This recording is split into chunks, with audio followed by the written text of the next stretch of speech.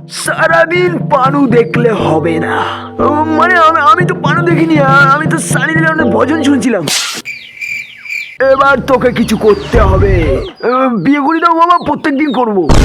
ওর কাছে তো আমি চাকরির কথা বলছি, তোর জন্য আমি চাকরি খুঁজতে গেলাম। এই যে ভাই ভিখারি, আপনার কোম্পানিতে আমার ছেলের জন্য কোনো চাকরি হবে? কে করে আপনার ছেলে?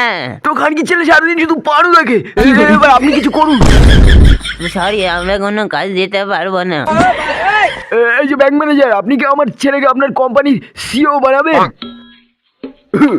না, সত্যি ন বলছেন? আপনি কি জানেন আমার ছেলে সানি লিওনের ক্যামেরাম্যান? কি বলেন? তাহলে চাকরি কনফার্ম। আজকের রেজাল্ট দেব। বদনা, তুই 55% পেয়েছিস। বাক্কাচোদা, তা হাসাহাসি করে লাভ নেই। আজকের হাইয়েস্ট নাম্বার মদনা পেয়েছে। আমি সব থেকে বেশি নম্বর পেয়েছি। আমি অনেক গর্ববতী।